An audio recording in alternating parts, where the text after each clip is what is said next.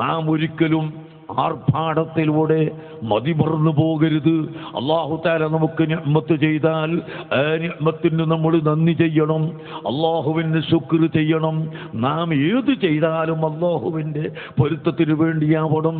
നാം നിസ്കരിക്കുന്നതും നോമ്പെടുക്കുന്നതും മറ്റ് ഇബാദത്തുകൾ നിർമ്മിക്കുന്നതും അല്ലാഹുവിൻ്റെ പൊരുത്തത്തിന് വേണ്ടിയാണ്. അതുപോലെ തന്നെ നാം ഇനി രാഷ്ട്രീയത്തെ സംബന്ധിച്ച് സംസാരിച്ചാലും മറ്റിവിടുത്തെ തെരഞ്ഞെടുപ്പിനെ സംബന്ധിച്ച് സംസാരിച്ചാലും മറ്റേത് വിഷയം സംസാരിച്ചാലും അല്ലാഹുവിൻ്റെ പൊരുത്തത്തിനു വേണ്ടിയല്ലാതെ നമുക്ക് സംസാരിക്കാൻ പാടില്ല. അതിന് മാത്രമേ നിലനിൽപ്പുള്ളൂ. അല്ലാഹുവിൻ്റെ പൊരുത്തത്തിനു വേണ്ടി ചെയ്യുന്ന, അല്ലാഹുവിൻ്റെ സന്തോഷത്തിനു വേണ്ടി ചെയ്യുന്ന പ്രവർത്തനത്തിന് മാത്രമേ നിലനിൽപ്പുള്ളൂ. അഹങ്കാരത്തിന് നിലനിൽപ്പില്ല, കിബിറിന് നിലനിൽപ്പില്ല, ഗർവിന് നിലനിൽപ്പില്ല.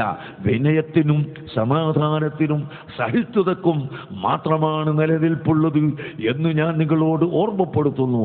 അതുകൊണ്ട് നാം എപ്പോഴും അല്ലാഹുവിനെ ഭയപ്പെട്ട് സമാധാനത്തിലും സഹിഷ്ണുതയിലും ആയി ജീവിക്കണം. നാം ഒരിക്കലും അഹങ്കരിക്കുകയോ ആഹ്ലാദം അമിതമായി പോവുകയോ ചെയ്യാൻ പാടില്ല. സുബ്ഹാന ജല്ല ജലാലു. ചില തലങ്ങളിലൊക്കെ ഇപ്പോൾ ഇലക്ഷൻ വിജയം വന്നപ്പോൾ ആഹ്ലാദ പ്രകടനം നടത്തി. എന്താണതിൻ്റെ ഗൗരവം ചിന്തിച്ചു നോക്കുമ്പോൾ യുസ്ബിഹു മുഅ്മിനൻ വയുംസി കാഫിറാ വയുംസി മുഅ്മിനൻ വയുസ്ബിഹു കാഫിറാ.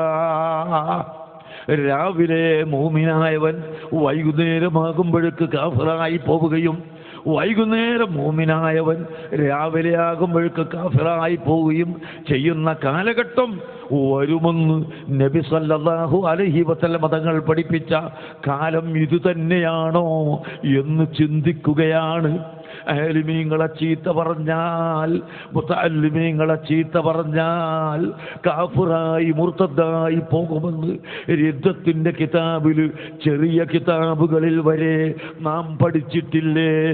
അതെല്ലാം മറന്നുകൊണ്ട് ഇലക്ഷൻ്റെ റിസൾട്ട് വരുമ്പോഴേക്ക് ആഹ്ലാദ പ്രകടനം നടത്തി തുണിയുടുത്തത് പോലും ഓർമ്മയില്ല, ഉടുത്തിട്ടുണ്ടോ എന്ന് പോലും ഓർമ്മയില്ലാതെ റോട്ടിൻ്റെ നടുവിലൂടെ തുള്ളി നടന്നുകൊണ്ട് ആലിമീങ്ങളെയും അഹ്ലു ബൈത്തിനെയും സയ്യിദുമാരെയും നിരപരാധികളെയും ചീത്ത പറയുന്ന അവസ്ഥയിലേക്ക് ജനങ്ങൾ എത്തിപ്പോയിട്ടുണ്ടെങ്കിൽ പ്രിയപ്പെട്ട സഹോദരങ്ങളെ, വളരെ ഗൗരവമാണ് എന്ന് നിങ്ങൾ മനസ്സിലാക്കണം. ബുദ്ധിയുള്ള ആളുകൾ അതല്ല ചെയ്യേണ്ടത്. ബുദ്ധിയുള്ള ആളുകൾ ബുദ്ധി ഉപയോഗിച്ച് കാര്യങ്ങൾ നടത്തുക, അതാണ് നാം ചെയ്യേണ്ടത്. അതിവിടെ ഇപ്പോൾ നടത്തിയിട്ടുണ്ട് എന്നതും തീർച്ചയാണ്. ഏതായിരുന്നാലും എനിക്ക് നിങ്ങളോട് പറയാനുള്ളത്, ഈ ബിദ്അത്തിന്റെ ആളുകളെ ശക്തിപ്പെടുത്തുന്ന ഒരു കൂട്ടരുമായി നമുക്ക് ബന്ധപ്പെട്ടുകൂടാ. നിങ്ങൾ നോക്കൂ, നേരത്തെ കുറ്റമ്പാറ സൂചിപ്പിച്ചു, അതുപോലെ അതിന് മുമ്പും സൂചിപ്പിച്ചു. ഇവിടുത്തെ ചില നേതാക്കളും രാഷ്ട്രീയക്കാരും അഹ്ലുസുന്നത്തി വൽ ജമാഅത്തിന്റെ ഇടയിൽ ഭിന്നിപ്പുണ്ടായപ്പോൾ ആ ഭിന്നിപ്പിനെ ഊതിവീർപ്പിക്കാനും അത് വലുതാക്കാനും ശ്രമിച്ചു. അതേ സമയത്ത് മുജാഹിദുകൾ ഭിന്നിച്ചപ്പോൾ ഒരു മാസക്കാലം ആ മുജാഹിദുകളെ യോജിപ്പിക്കാൻ ഉത്സാഹിച്ചു, മധ്യസ്ഥം വഹിച്ചു, സംസാരിച്ചു. പക്ഷേ അത് വിജയിച്ചില്ല. സുന്നികൾ ഭിന്നിച്ചു എന്ന് പറഞ്ഞിട്ട് സുന്നികളെ കളിയാക്കി ചീത്ത പറഞ്ഞ് നടക്കുന്ന മുജാഹിദും അങ്ങ് ഭിന്നിച്ചപ്പോ അത് നന്നാക്കാൻ ഇവർ പരിശ്രമിച്ചു. കഴിഞ്ഞില്ല. കഴിയാതെ വന്നപ്പോ എന്താ ചെയ്തത്? എറണാകുളത്ത് ഒരു കൂട്ടർ യോഗം നടത്തി, കോഴിക്കോട്ട് മറ്റേ കൂട്ടർ യോഗം നടത്തി. രണ്ടും ഒരു ദിവസം ആകാതിരിക്കാൻ ഇവർ നിർബന്ധിച്ചു. 2 ദിവസം നടത്തി. 2 യോഗത്തിലും തുല്യമായ നിലക്ക് പോയി ഇരുന്നു കൊടുക്കുകയും പ്രസംഗിക്കുകയും മുജാഹിദുകളുടെ കരങ്ങളെ, വഹാബികളുടെ കരങ്ങളെ ശക്തിപ്പെടുത്തി കൊടുക്കുകയും ചെയ്തില്ലേ പ്രിയപ്പെട്ട സഹോദരങ്ങളെ? ഇതിന് നമ്മളെ കുറ്റം പറഞ്ഞിട്ടെന്താണ് കാര്യം? നമ്മളെ ആക്ഷേപിച്ചിട്ടെന്താ കാര്യം? നമ്മളാണോ ഇതിന് ഉത്തരവാദി? ഒരിക്കലും നമ്മളല്ല. നമ്മുടെ ആഗ്രഹം, നമ്മുടെ ആശയം അഹ്ലുസുന്നത്ത് വൽ ജമാഅത്ത് അതിനെ തൊട്ട് കളിക്കാൻ സമ്മതിക്കില്ല. അഹ്ലുസുന്നത്ത് വൽ ജമാഅത്ത് ഇവിടെ വളരണം. ബിദ്അഈ പ്രസ്ഥാനക്കാർ എന്തൊക്കെയാണ് അവരിവിടെ ചെയ്തു കൂട്ടിയത്? നബി സല്ലല്ലാഹു അലൈഹി വസല്ലമ തങ്ങളെ സംബന്ധിച്ച് വരെ അവരെന്തൊക്കെയാണ് പറഞ്ഞു വച്ചിട്ടുള്ളത്? നിങ്ങൾ കേട്ടില്ലേ? അല്ലാഹുവിന്റെ ഹബീബ് ഹുനൈൻ യുദ്ധത്തിൽ വച്ച് കിട്ടിയ ഗനീമത്ത് സ്വത്ത് ഓഹരി ചെയ്തു കൊടുക്കുമ്പോൾ അതാ ഈ വഹാബികളുടെയും മൗദൂദികളുടെയും വലിയ ഉപ്പാപ്പയായ മനുഷ്യൻ ദുൽ ഖുവൈസിറത്തു തമീമി എന്ന് പറയുന്ന ആൾ, ആ മനുഷ്യന്റെ 22ാമത്തെ മകനാണ് ഇവിടുത്തെ വഹാബികളുടെ നേതാവായ ഇബ്നു അബ്ദുൽ വഹാബ്. അതേ കുടുംബത്തിൽ നിന്ന് തന്നെ വന്ന ആളാണ് അബുൽ അലാ മൗദൂദിയും. ഇവൻ വന്നിട്ട് എന്താ പറയുന്നത്? ഇഅ്ദിൽ യാ മുഹമ്മദ്, മുഹമ്മദേ നീ നീതി ചെയ്യണം കേട്ടോ. നിനക്കിഷ്ടമുള്ളവർക്ക് അധികം കൊടുക്കുക, അല്ലാത്തവർക്ക് കുറച്ച് കൊടുക്കുക, അങ്ങനെ ഓഹരി ചെയ്യാൻ സമ്മതിക്കില്ല. അല്ലാഹുവിന്റെ ഹബീബ് വളരെ വിനയമുള്ള ആളല്ലേ, അതുകൊണ്ട് അവിടുന്ന് പറഞ്ഞു ഇല്ലം അഅദിൽ ഫമൻ യഅദിൽ. എടോ, ഞാൻ നീതി ചെയ്തിട്ടില്ലെങ്കിൽ പിന്നെ ആരാണ് നീതി ചെയ്യാനുള്ളത്? ലോകത്തിന് നീതി പഠിപ്പിക്കാൻ വേണ്ടി അയക്കപ്പെട്ട ഞാൻ നീതി ചെയ്യില്ലെങ്കിൽ ആരാണ് പിന്നെ ഉള്ളത് എന്ന് ചോദിച്ചു. ആ സമയത്ത് സയ്യിദുനാ ഉമർ ഇബ്നു ഖത്താബ് റളിയല്ലാഹു അൻഹു എഴുന്നേറ്റ് ചാടി എഴുന്നേറ്റ് പറയുന്നു, നബിയേ ഇദൻ ലി യാ റസൂലല്ലാഹ് അഖ്തുൽ ഹാദൽ മുനാഫിഖ, ഈ കപടവിശ്വാസിയെ കഥ കഴിച്ചു കളയട്ടെ, ഞാൻ അവരെ കൊന്നു കളയട്ടെയോ? തങ്ങൾ എനിക്ക് സമ്മതം തരുമോ? അല്ലാഹുവിന്റെ റസൂൽ പറഞ്ഞു, ലാ ലാ ലാ, കൊല്ലാൻ പാടില്ല. പടച്ചോനെ, അന്നെങ്ങാനും കൊല്ലാൻ ഓർഡർ ഇട്ടിരുന്നുവെങ്കിൽ പിന്നെ കൊല്ലൽ തന്നെയായി. അതുകൊണ്ട് കൊല്ലാൻ പാടില്ല.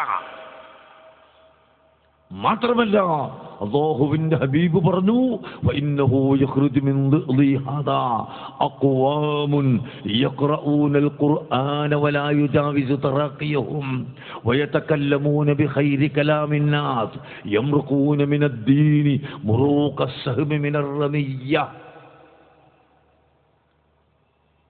ഇവന്റെ പരമ്പരയിൽ നിന്ന് ഒരു വിഭാഗം ആളുകൾ വരും, അവർ ഖുർആൻ ധാരാളമായി ഓതും.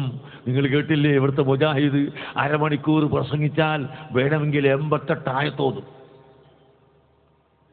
ആയത്തും പറയുന്ന വിഷയമായിട്ട് ബന്ധമൊന്നും ഉണ്ടാവില്ല. ആയത്തിന്റെ നമ്പറും പേജും പറയും. ഖുൽ ഹുവല്ലാഹു അഹദ് 38 313. ഇങ്ങനെ ഖുൽ ഹുവല്ലാഹു അഹദ് ആയത്തിന്റെ പേടിച്ചുകൊണ്ടാ തെറ്റിപ്പോണ്ടാന്ന് പറഞ്ഞിട്ട് നമ്പറും പേജും ഒക്കെ പറയും. ബന്ധമുണ്ടാവില്ല, വിഷയവുമായി ഒരു ബന്ധവും ഉണ്ടാവില്ല. അങ്ങനെ കുറെ ആയത്തുകൾ ഓതും. ലാ യുജാവിസു തറാഖിയഹും, അവരുടെ തൊണ്ടക്കുഴിയിലേക്ക് അത് കടക്കൂല, അതുമായി ബന്ധമില്ല. വയതകല്ലമൂന ബിഖൈരി കലാമിൻ നാസ്, ഖുർആനും സുന്നത്തും മുറുകെ പിടിക്കണം എന്ന് തുടങ്ങി നല്ല നല്ല വാക്കുകൾ ഇങ്ങനെ പറയും. പക്ഷേ യംറുഖൂന മിനദ്ദീനി, അല്ലാഹുവിന്റെ ദീനിൽ നിന്ന് അവർ പുറത്തു പോകും.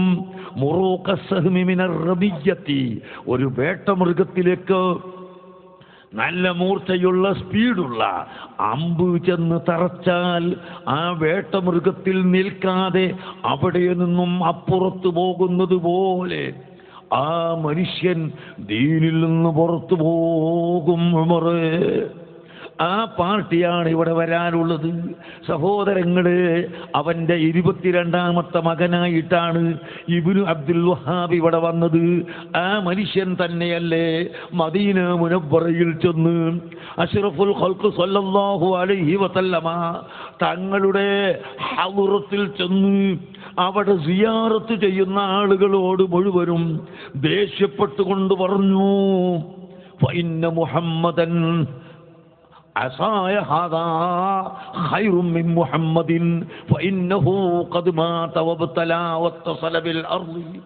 കയ്യിൽ പിടിക്കുന്ന ഒരു വടി, ആ വടി കാണിച്ചുകൊണ്ട് പറയുന്നു, ഈ വടിയാണ് ഈ ശവകുടീരത്തിൽ കിടക്കുന്ന മുഹമ്മദിനേക്കാൾ ഖൈറായത്, എൻ്റെ കയ്യിലുള്ള വടിയാണ്.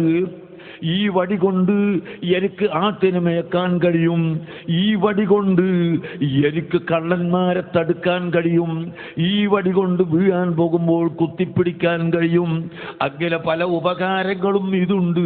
മുഹമ്മദ് ആവട്ടെ മരിച്ച് ചാമ്പലായി മണ്ണായി ദ്രവിച്ചു പോയിരിക്കുന്നു, ആ മുഹമ്മദിനെ കൊണ്ട് എനിക്ക് യാതൊരു ഫലവും ഇല്ല എന്ന് പറഞ്ഞത് ഈ പ്രസ്ഥാനത്തിൻ്റെ നേതാവാണ് കേട്ടോ. പ്രിയപ്പെട്ട സഹോദരങ്ങളെ, ഇത് മുസ്ലിം സമുദായത്തിൻ്റെ വിശ്വാസത്തിനെതിരാണ്. അള്ളാഹുവിൻ്റെ ഹബീബ് നശിച്ചു പോയിട്ടില്ല.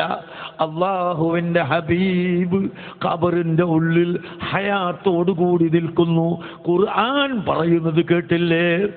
വഅലമൂ അന്ന ഫീകും റസൂലല്ലാഹ്, അള്ളാഹുവിൻ്റെ റസൂല് നിങ്ങളെ കൂടെ തന്നെയുണ്ട്. വേറെ ആയത്തിൽ കാണാം, ഖുൽബലു ഫസയറല്ലാഹു അമലക്കും വറസൂലു, ഓ മുഅ്മിനീങ്ങളെ നിങ്ങൾ അമൽ ചെയ്യുക, ഫസയറല്ലാഹ് തീർച്ചയായും അല്ലാഹു തആല നിങ്ങളുടെ പ്രവർത്തനം കാണുന്നുണ്ട്. തീർച്ചയായും അള്ളാഹു നിങ്ങളെ പ്രവർത്തനം കാണുന്നുണ്ട്. വറസൂലുഹു, അള്ളാഹുവിൻ്റെ റസൂലും നിങ്ങൾ ചെയ്യുന്നത് കാണുന്നുണ്ട്, വീക്ഷിക്കുന്നുണ്ട് എന്നാണ് ഖുർആൻ പഠിപ്പിക്കുന്നത്. സഹോദരങ്ങളെ, ഈ സ്വലാത്ത് നഗറിൽ ഒരുമിച്ച് കൂടിയ ആയിരങ്ങൾ ചെല്ലുന്ന സ്വലാത്തും ഇവിടുന്ന് സാധുവായ ഫഖീറായ ഞാൻ പറയുന്ന ഉപദേശവും ഞാൻ ഓതുന്ന ആയത്തും ഹദീസും ഈ പറയുന്ന പ്രസംഗവുമെല്ലാം അള്ളാഹുവിൻ്റെ ഹബീബ് കാണുന്നുണ്ട് കേട്ടോ, അവിടെ നിന്ന് അറിയുന്നുണ്ട് കേട്ടോ.